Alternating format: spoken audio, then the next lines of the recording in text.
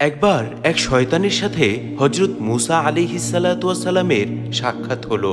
মুসা আলিহিসাল্লাম ওই শয়তানকে চিনতে না পেরে তাকে জিজ্ঞাসা করলেন, কে তুমি? জবাব দিল, আমি হচ্ছি শয়তান। তিনি আবারও জিজ্ঞাসা করলেন, তুমি তো সেই যে মানুষকে পথভ্রষ্ট করার জন্য নানান ফন্দি এঁটে থাকো। শয়তান তার উত্তরে বলল, আপনি ঠিকই ধরেছেন, আমি সেই। তখন হজরত মুসা আলিহিসাল্লাম তাকে জিজ্ঞাসা করলেন, তোমার অভিজ্ঞতায় বড় ফাঁদ কোনটি, যেই ফাঁদ থেকে সহজেই মানুষ বাঁচতে পারে না? হজরত মুসা আলিহিসাল্লামের মুখে এমন অদ্ভুত প্রশ্ন শুনে শয়তান অবাক হয়ে গেল এবং সে বলল যে, আপনি তো বড় অবাক করা প্রশ্ন করেছেন। এটা কি করে সম্ভব যে আমি আমার সারা জীবনের অভিজ্ঞতার কথা আপনাকে বলে দেব?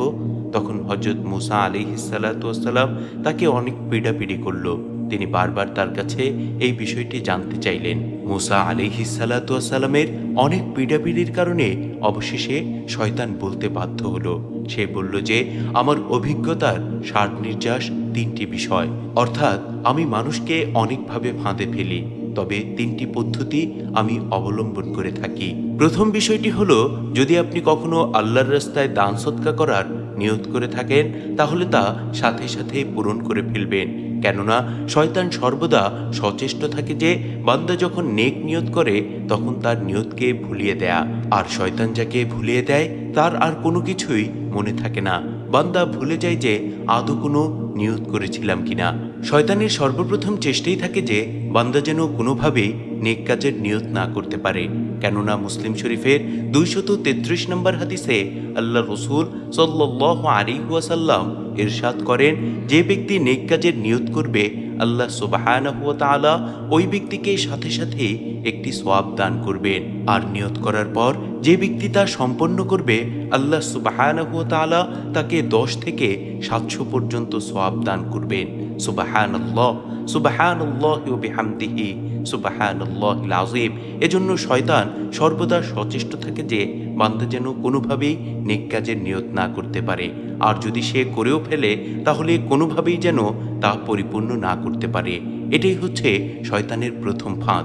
শয়তানের দ্বিতীয় ফাঁদটি হচ্ছে, যদি কোনো ব্যক্তি ওয়াদা করে তাহলে সে যেন তার ওয়াদা পূরণ করতে না পারে, এজন্য শয়তান বিশেষভাবে তার পেছনে পরিশ্রম করে। কেননা ওয়াদা বরখেলাফকারীকে আল্লাহ সুবহানাহু ওয়া তাআলা কখনোই পছন্দ করেন না, এবং তার ওয়াদা সম্পর্কে আল্লাহ সুবহানাহু ওয়া তাআলা কাল কিয়ামতের দিনে জিজ্ঞাসা করবেন। এছাড়াও যারা ওয়াদা বরখেলাফ করে তারা কখনোই প্রকৃত মুমিন হতে পারে না, কারণ ওয়াদা বরখেলাফ করা হচ্ছে মুনাফিকের আলামত। আল্লাহর রসুল সাল্লাল্লাহু আলাইহি ওয়াসাল্লাম মুনাফিকদের যে আলামত বলেছিলেন তার মধ্যে অন্যতম হচ্ছে ইদা ওয়াদা আখলাফা, যখন তারা ওয়াদা করে তখন তারা ওয়াদা ভঙ্গ করে। এটা হচ্ছে মুনাফিকের আলামত। তেমনিভাবে বান্দা যখন ওয়াদা বরখেলাপ করে তখন তাদের মধ্যে বিশৃঙ্খলা দেখা দেয়। সেই বিশৃঙ্খলার ফলে তারা একাধিক গুনার মধ্যে লিপ্ত হয়ে পড়ে। এজন্য বান্দা যখন ওয়াদা করে ফেলে সেই ওয়াদা যেন কোনোভাবেই রক্ষা না করতে পারে, তাই শয়তান তার পেছনে সর্বদা বিশেষ পরিশ্রম করে থাকে। শয়তানের 3 নম্বর ফাঁদ হচ্ছে গায়রে মাহরাম নারী পুরুষের মাঝে একে অপরের জন্য মোহ তৈরি করে দেয়া।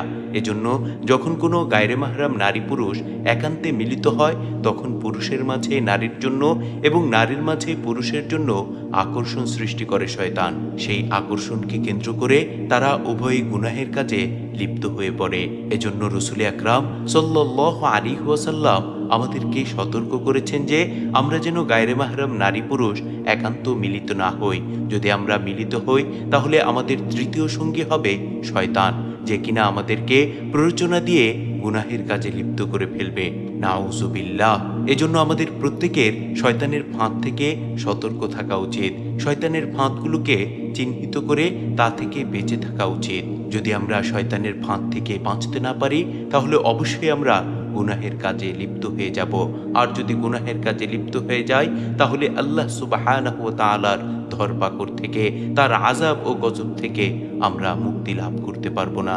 এজন্য আল্লাহ সুবহানাহু ওয়া তাআলার কাছে বিতাড়িত শয়তান থেকে আশ্রয় প্রার্থনা করতে হবে, বেশি বেশি পাঠ করতে হবে আউযু বিল্লাহি মিনাশ শাইতানির রাজীম, আউযু বিল্লাহি মিনাশ শাইতানির রাজীম। ওগো আল্লাহ, আমি আপনার কাছে বিতাড়িত শয়তান থেকে আশ্রয় প্রার্থনা করছি। আল্লাহ তাবারক ওয়া তাআলা আমাদের সকলকে বিতাড়িত শয়তান থেকে, শয়তানের ওয়াসওয়াসা থেকে, মরণ ফাঁদ থেকে হেফাজত করুন। আমিন।